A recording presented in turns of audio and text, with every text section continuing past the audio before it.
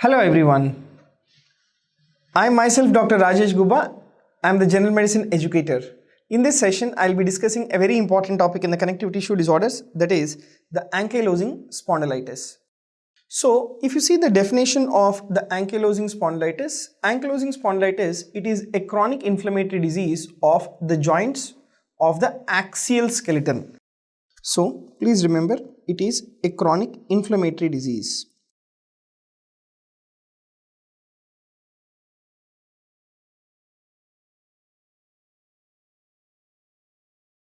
Right, and this particular chronic inflammatory disease, it is mainly of joints of axial skeleton.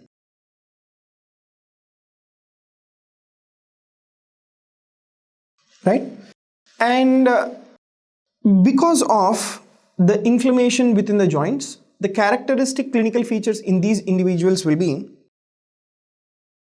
development of pain, and there will be progressive stiffening of the spine.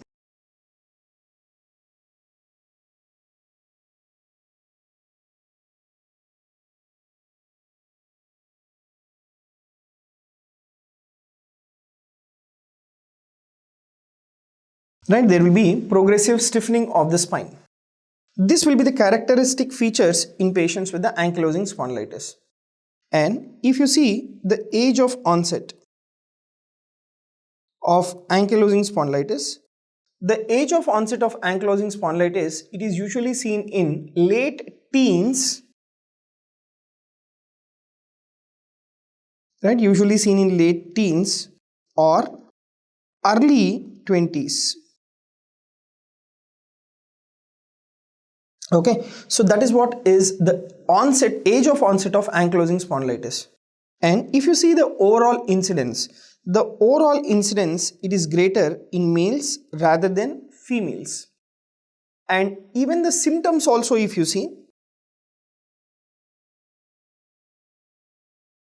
right, even the symptoms, they are more prominent in men.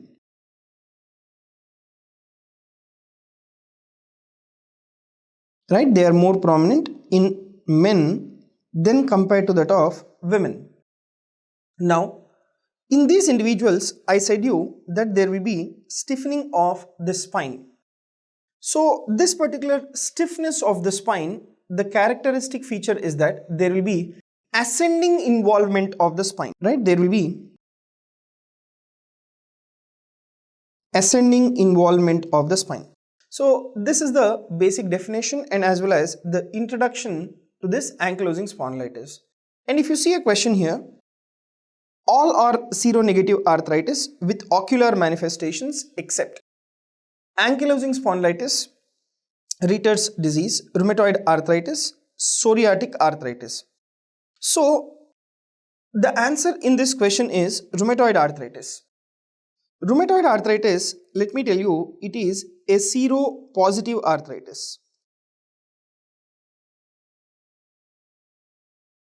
Right, the remaining, if you see, that is ankylosing spondylitis, Ritter's syndrome and psoriatic arthritis, they are seronegative spondyloarthritis. Now, let me tell you all the examples of seronegative spondyloarthropathies. The mnemonic is pair. Right, the mnemonic is pair. The word P stands for psoriatic arthritis. The word A stands for ankylosing spondylitis.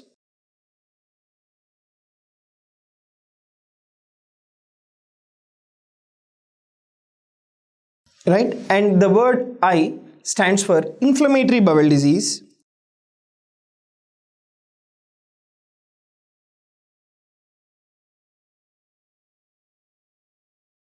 Then the word R will be Ritter's syndrome.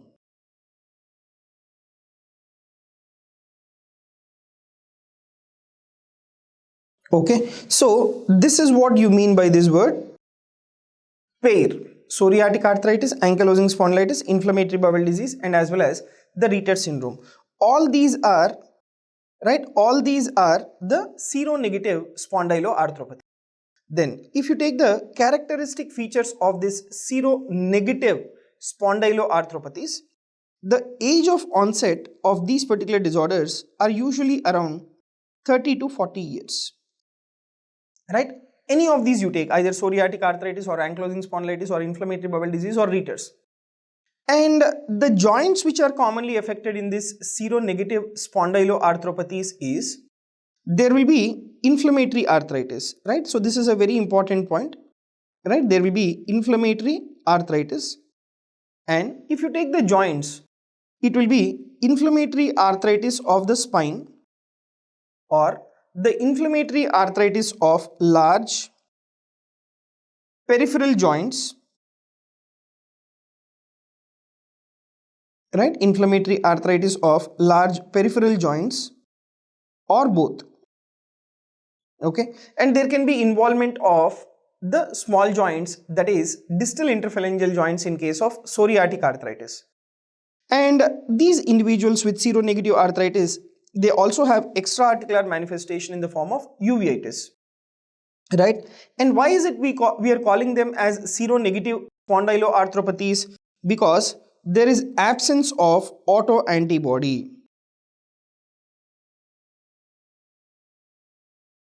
Right, there is absence of the autoantibody. That is what you will observe in ankylosing spondylitis.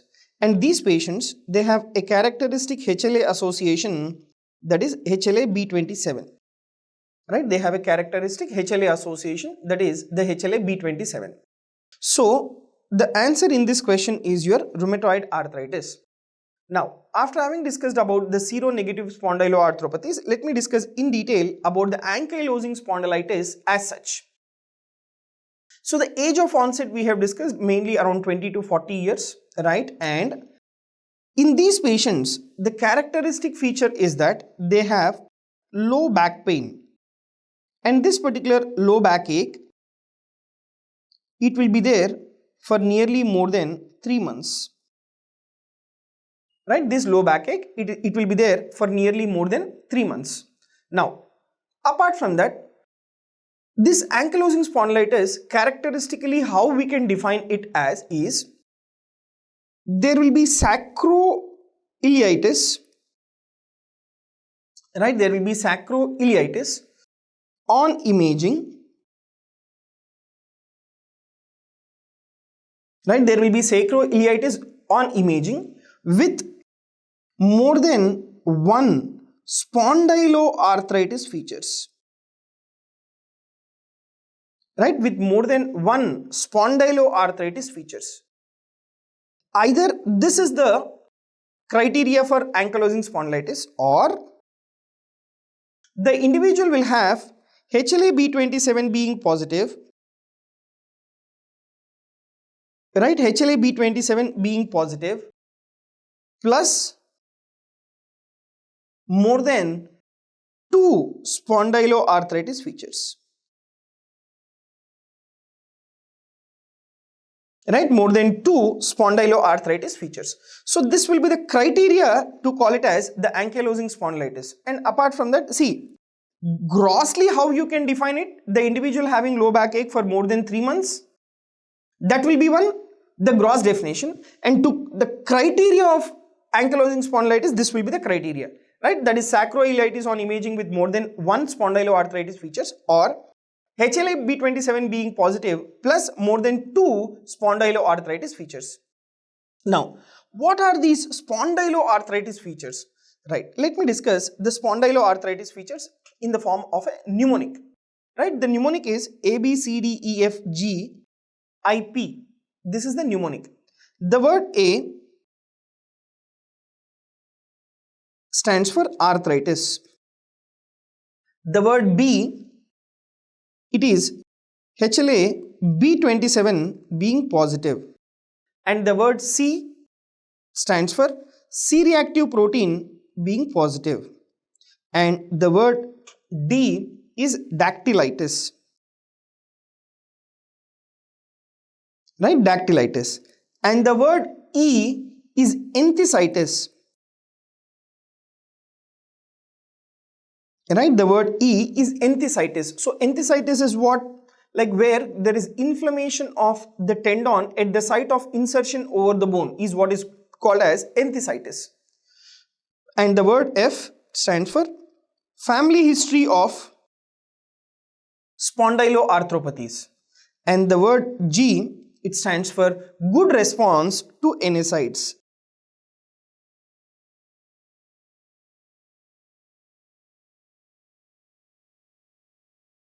Right, good response to NSAIDs. And the word I is that the individual has inflammatory back pain,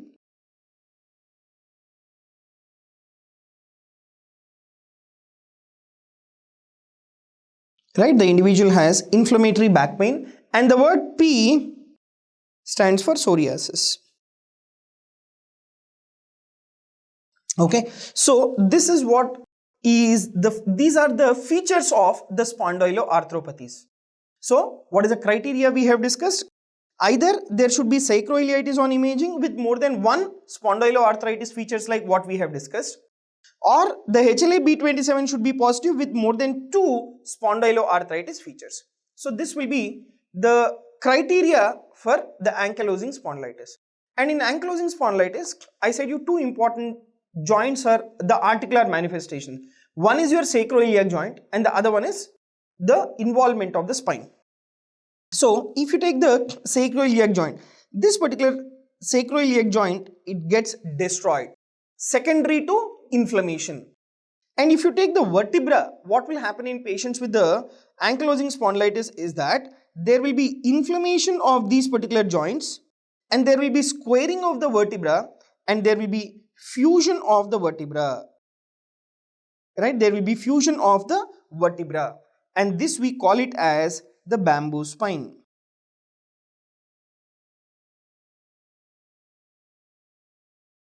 Right, this we call it as the bamboo spine. So fusion of the bones will give you a structure similar to that of a bamboo, and that we call it as the bamboo spine.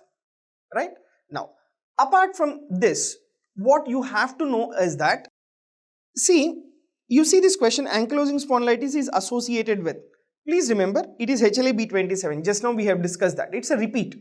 But the point is, you should know all the conditions where you have the HLA-B27 being positive. The HLA-B27 is being positive in patients with the ankylosing spondylitis. It is positive in patients with reactive arthritis, right? And it is positive in patients with the psoriatic arthritis, right? And it is also positive in case of juvenile rheumatoid arthritis.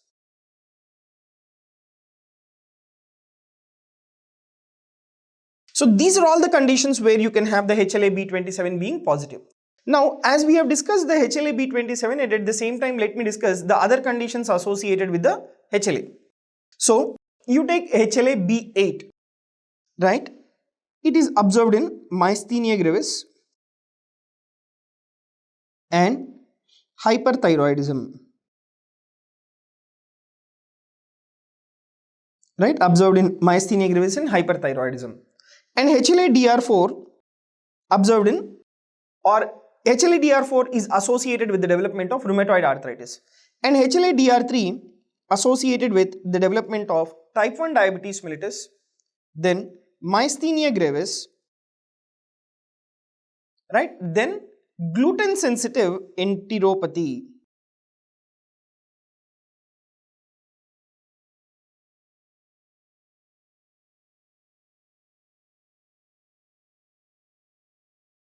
And whereas HLA-B5, it is in Behçet syndrome.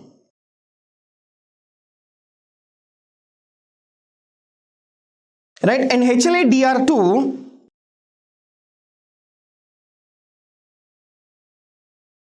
right, HLA-DR2, right, it is seen in patients with the narcolepsy. So these are the other conditions associated with the HLA, right? So HLA related disorders, they are very, very important multiple choice questions that you have to remember. Now, let me discuss the clinical features. So before going ahead with the clinical features, you just see this question. Schober's sign is used to evaluate flexion of the lumbar spine, chest expansion, pain with motion of the hip, neck pain and stiffness. Okay. So I'll come back to this question once again, but before that let me discuss the clinical features in detail. Regarding the age group, right, I have said you it is seen around the age group of 20 to 40 years. And the characteristic clinical features will be the low backache. Right, the characteristic clinical feature will be low backache. And this particular low backache,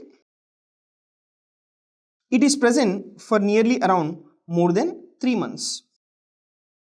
And this particular low backache or the pain which is present in the low back, it worsens during night.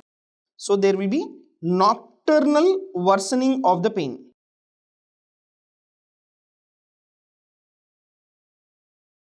Right, there will be nocturnal worsening of the pain. And apart from that, there will be also bony tenderness. And this particular bony tenderness, it is present in costosternal junctions.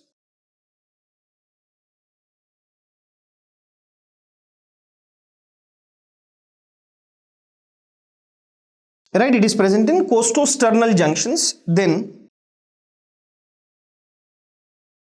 present in the spinous process, and it is also present in the iliac crest. So these are the sites where you have the bony tenderness in these patients with the ankylosing spondylitis. And apart from the low backache and bony tenderness, these patients, they also have the monoarthritis of the hip joint.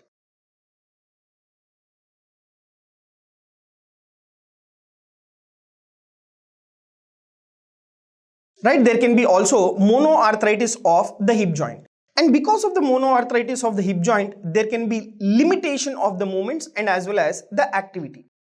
So apart from this, we have few more manifestations. That is this, I said you the spine involvement. Right, we have discussed the spine involvement. And because of the fusion of the vertebra, right, which I have shown you an image now, there will be loss of the spinal mobility.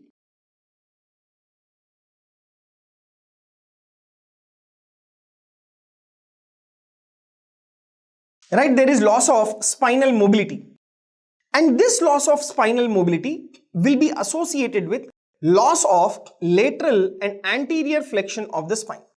Right, the curvature of the spine is being lost. Now, how will you assess that there is loss of spinal mobility? The loss of spinal mobility can be assessed by a test, that is Schober's test. So this particular Schober's test is used for assessment of the patients with the ankylosing spondylitis. Now the question is, how will you do this particular Schober's test? Let me discuss. So first of all, Schober's test is used to assess the spinal mobility, is used to assess the flexion of the spine. Right, this is a very important multiple choice question. Right, it is used to assess spinal mobility or the flexion of the spine. Now, how is it performed? It is performed as follows. What you have to do is you have to mark 2 points. First of all, you need to mark a baseline point, and this particular baseline point should be corresponding to your posterior superior iliac spine. And exactly 10 centimeters above that, you need to draw one line. And 5 centimeters below this, you need to draw the other line, right, or the other point. Okay, so now what you have to do is you have to measure between these 2 points. So when you measure between these 2 points, how much it comes around? That is around 15 centimeters. Then what you have to ask the individual is, the individual has to bend, right? The individual has to flex the spine. So once the individual flexes the spine, then if you do a measurement, right, once the individual flexes the spine, now if you do the measurement between the 2 points will increase by more than 5 centimeters.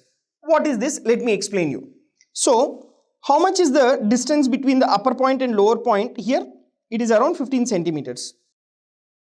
And whenever you flex the spine, the space between the vertebra, it increases. So whenever you flex the spine, the distance between the upper point and lower point, it should be more than 20 centimeters. That is normal. But when you flex the spine, if the increase, right, if the increase is less than 5 centimeters,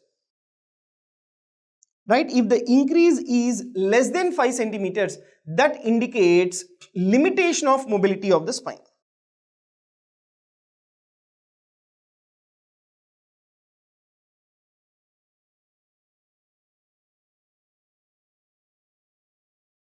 Right, that indicates limitation of the mobility of the spine, where if the increase is less than 5 centimeters, that means what? If the increase between the upper point and lower point, if it is less than 20 centimeters, then we consider it to be Schober's sign being positive. That tells you that there is limitation of the spinal mobility, right? So that is what is the Schober's sign. Okay, next. Now, apart from the spine, even if you take the chest expansion is also restricted. Right, now you can observe here. So the individual will have the kyphosis, right, and because of that the chest expansion is restricted. If you take in a normal individual, on inspiration, right, on inspiration, the chest expansion will be more than 5 centimeters, but here the chest expansion is restricted. Okay, there are two reasons why. One is the problem is within the spine, and the second thing is there can be even development of the fibrosis of lung in these patients with the ankylosing spondylitis. That is another reason why the chest expansion is restricted. Next, now I said you the spine involvement, there will be stiffness of the spine, and the involvement of the spine is also in ascending pattern. That is what we have discussed in the beginning. So what would be the last structure which gets affected? Cervical spine is last to be involved. And if the question is asked, what is the most common extra-articular manifestation? That will be in the form of uveitis. So most common extra-articular manifestation is uveitis. This is a very, very important point. Right? Next. Then what is the most common cardiac lesion? The most common cardiac lesion will be in the form of the aortic regurgitation, and there can be a third degree heart block.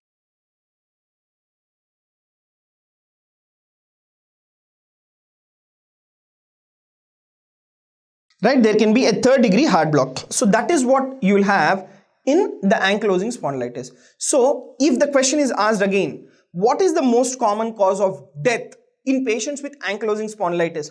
It is due to fracture of rigid osteoporotic spine. Right, fracture of rigid osteoporotic spine. Right, and followed by that, the other cause for death in ankylosing spondylitis is aortic regurgitation. And if the question asked like most common valve involved in spondylitis, ankylosing spondylitis, that will be aortic valve. And that aortic valve involvement will be in the form of the aortic regurgitation. Right, that will be in the form of aortic regurgitation. Okay, so if you just see the summary of ankylosing spondylitis, right, most common extra-articular manifestation is uveitis. Lung involvement will be mainly in the form of upper lobe fibrosis, and that is the reason why there will be restriction of the expansion of the lung. And cardiac involvement will be in the form of aortic regurgitation, ischemic heart disease, and third degree heart block. And there can be development of cauda equina syndrome, and skin manifestation, there can be development of psoriasis in this individual. So you see the question, Schober's sign is used to evaluate the flexion of the lumbar spine. Now, how do you investigate these patients with the ankylosing spondylitis? So investigations is that, number one, the HLA.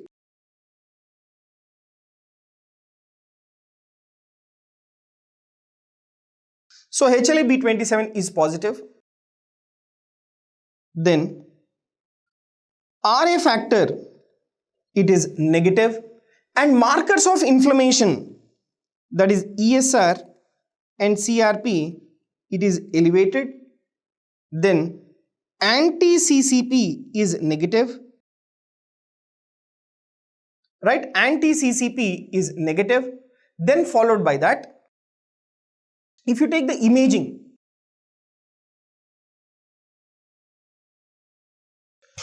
just a confusion. Okay, continue. Right, so if you see the next investigation, that is imaging. So in the imaging, you need to know the earliest radiographic change. The earliest radiographic changes are usually in the sacroiliac joint, right? It is not within the spine, it is in the sacroiliac joint. And let me tell you, in the first 2 years of disease process,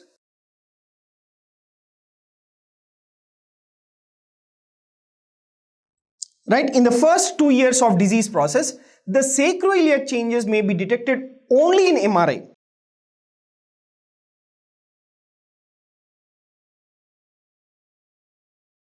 Right, the sacroiliac changes, they are detected only in MRI in the first 2 years of the disease process.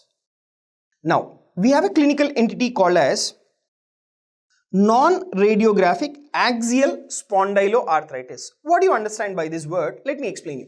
See, patients who have symptoms and findings of ankylosing spondylitis and sacroiliitis evidenced by MRI but not evidenced by conventional radiographs, they are classified as having non-radiographic axial spondyloarthritis. So, what do you mean by this? These individuals, they have the symptoms and findings of the ankylosing spondylitis. Then there is also sacroiliitis on the MRI. Right? There is also sacroiliitis in MRI, but the X-ray of the sacroiliac joint is normal. This we call it as non-radiographic axial spondyloarthritis. But if you take in the later stages, the plain radiographs, it will show you the presence of erosions and sclerosis of these joints. So this will be the X-ray picture in patients with the ankylosing spondylitis related to your sacroiliac joint. And these plain radiographs will also show you the bilateral changes. Right? The changes, whatever you see, it is bilateral and as well as symmetrical changes. Right? Bilateral and as well as symmetrical changes. Now, this is the normal sacroiliac joint. Right? This is the normal sacroiliac joint. And if you observe the sacroiliac joint in these patients with the ankylosing spondylitis, so you can observe that here it is completely been destroyed, right? It is completely inflamed. Okay, so that is what you will observe in patients with the ankylosing spondylitis. And another important sign that you have to remember is, that is shiny corner sign. Now, what do you understand by this? What do you mean by this shiny corner sign? See, the inflammation where the annulus fibrosis attaches to the vertebral body initially causes the sclerosis, right? So, the annulus fibrosis, right, wherever it is attached to the vertebral body,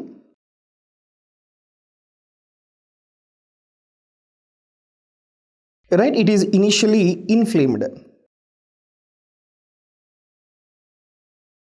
Right, it is initially inflamed.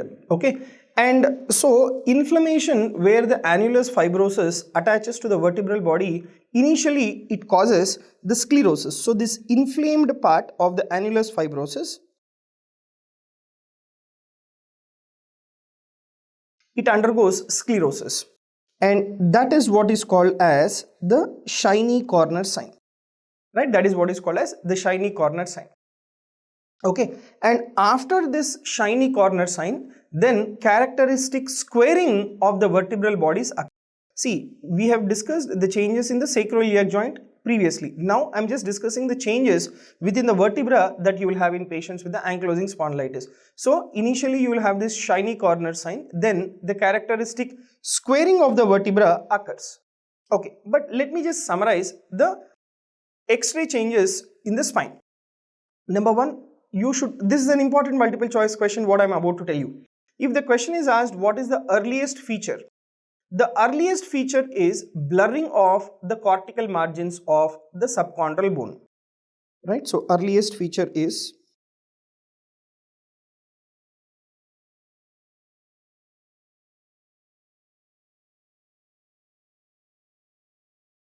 earliest feature is blurring of the cortical margins,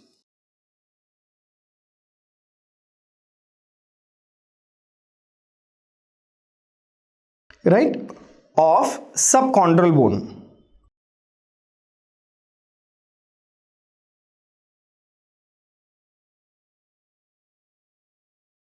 Right, and followed by this blurring of the cortical margins, there will be erosions and sclerosis. That is what you will observe within the vertebra. Okay, and as I have said you just now, there will be also, the squaring of the vertebra, right? There will be squaring of the vertebra, and even if you take the joint space, there will be pseudo widening, right? There will be pseudo widening of the joint space. Okay, and this is what the X-ray of the spine in patients with ankylosing spondylitis will appear. So now this particular squaring and pseudo widening, that will give you the appearance of what is called as the bamboo spine.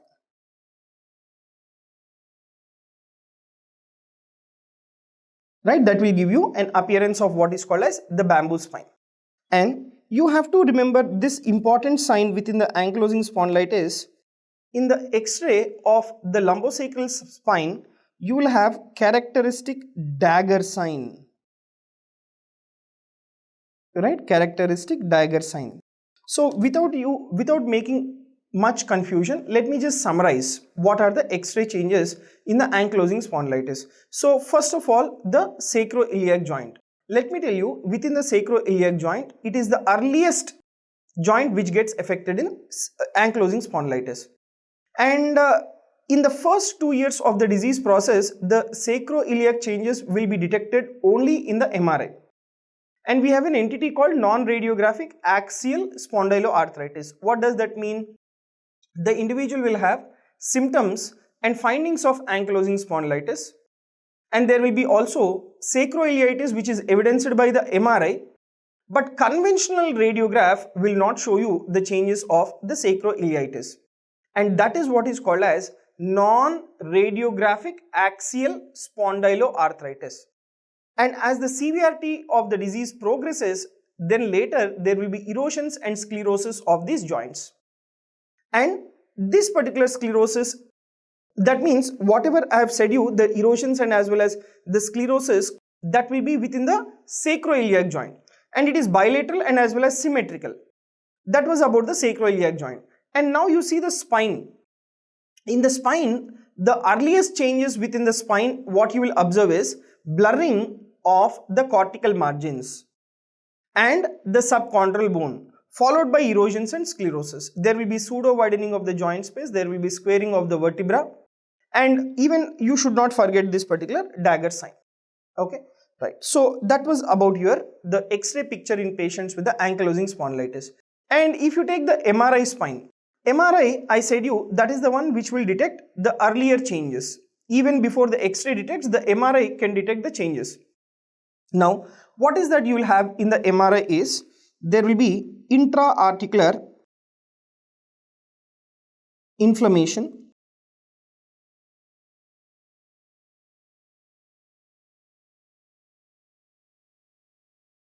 right? There will be intra-articular inflammation, and there will be also development of marrow edema, right? There will be also development of marrow edema. And MRI spine, let me tell you, it is the most preferred imaging method, right? It is the most preferred imaging method, okay? And as I have said you, there will be bone marrow edema as well. And in the MRI, you will also see the bilateral sacroiliitis, right? Bilateral sacroiliitis. So that is what the MRI spine show. And if you see the DEXA scan, that will show you reduced bone density.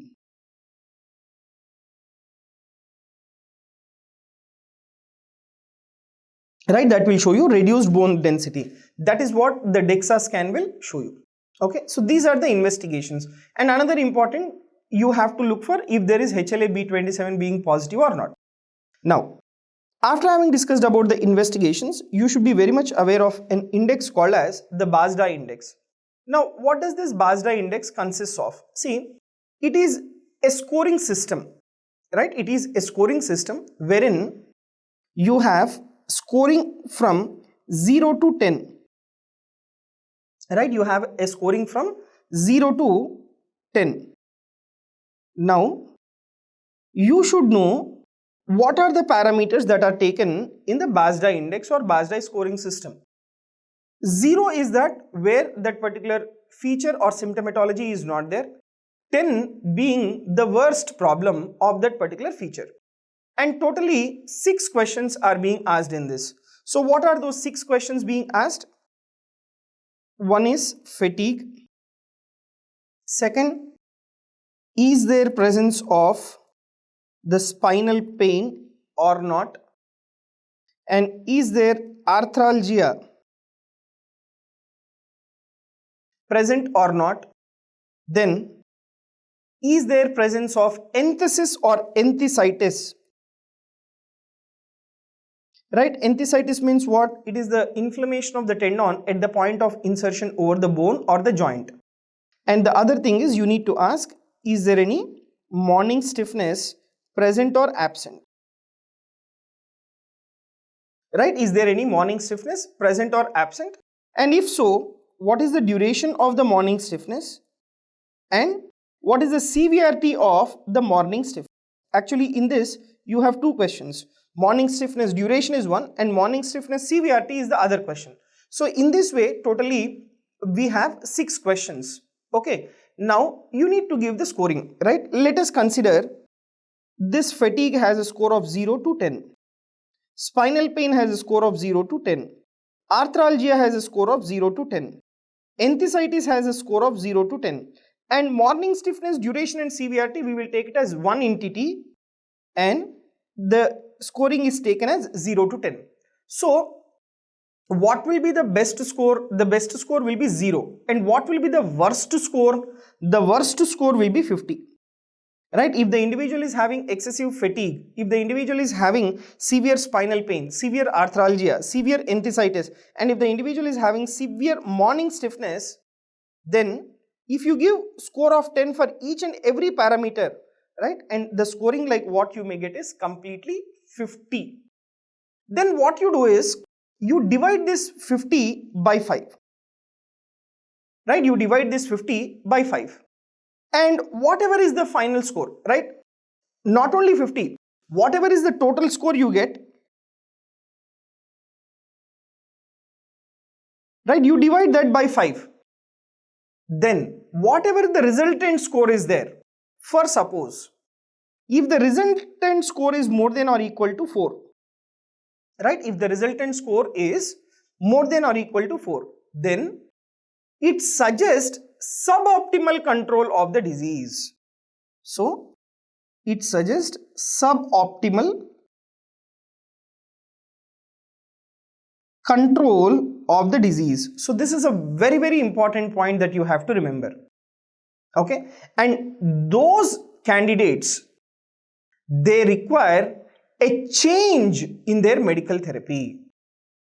right? And these individuals, they may benefit by treatment with biological therapies, right? They may benefit by treatment with biological therapies.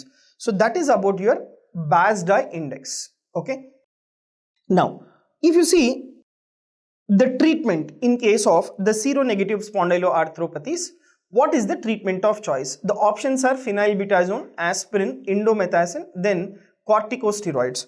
The answer here is the indomethacin. Please remember, for seronegative spondyloarthropathies like ankylosing spondylitis, drug of choice is the indomethacin. Okay, so if you take the first line treatment is what? That is NSAIDs. NSAIDs remain the first line treatment of ankylosing spondylitis. And what is the advantage of these NSAIDs is that these NSAIDs may slow radiographic progression of the spinal disease. Right? NSAIDs may slow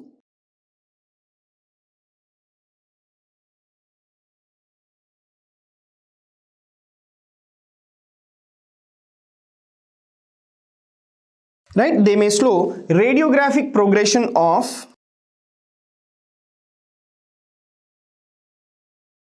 spinal disease. So that will be the first line treatment of the ankylosing spondylitis. Okay, next. So after these NSAIDs, you should know what are the indications of the TNF inhibitors. TNF inhibitors, they have established efficacy for NSAID resistant axial disease, right? So in those individuals who are refractory to NSAIDs, right, for them you need to give the TNF blockers. Okay, and the response to this particular TNF inhibitors, it is often substantial and as well as the durable. So the other important group of drugs in the treatment of ankylosing spondylitis is interleukin 17A inhibitors. So this interleukin 17A, right, this is a cytokine, right, this is a cytokine and it is a pro-inflammatory cytokine.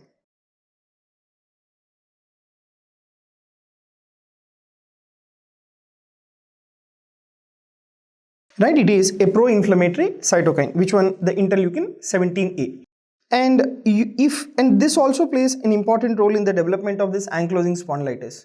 So if you inhibit this interleukin 17A, then that will effectively help in the treatment of ankylosing spondylitis. Now, what are the examples of interleukin 17A inhibitors? The examples include secukinumab,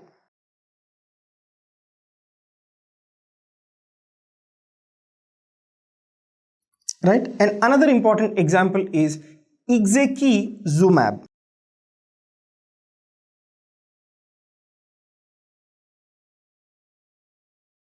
Right, so these are the two examples of your interleukin 17A inhibitors, and these are highly effective in the treatment of the ankylosing spondylitis. Next, followed by that, the corticosteroids. So if you take these corticosteroids, they have minimal impact on arthritis, particularly the spondylitis of the ankylosing spondylitis. Okay, so right, they have a minimal role. Right, they have a minimal role in the ankylosing spondylitis. And these corticosteroids, the disadvantage is that they can worsen, right, they can worsen the osteopenia. Okay, and all patients should be referred to a physical therapist for instruction in postural exercises. Okay, and if you see the prognosis in these patients with the ankylosing spondylitis, almost all patients having persistent symptoms over decades, they experience the long-term remissions. Right, almost all patients, they have persistent symptoms. Okay, so many patients, they have persistent symptoms, right, but in the certain group of individuals, right, rare individuals, they experience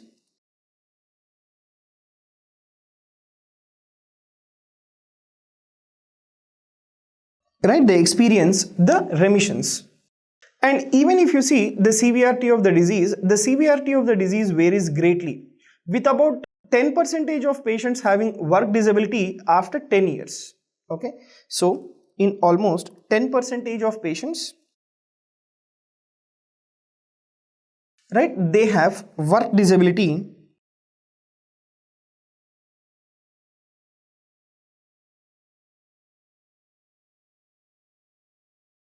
after 10 years, right? This is another important point in the prognosis. And if you see the hip disease, developing the hip disease within first 2 years of the disease onset presages the worst prognosis. So the development of the hip disease within first 2 years, that is suggestive of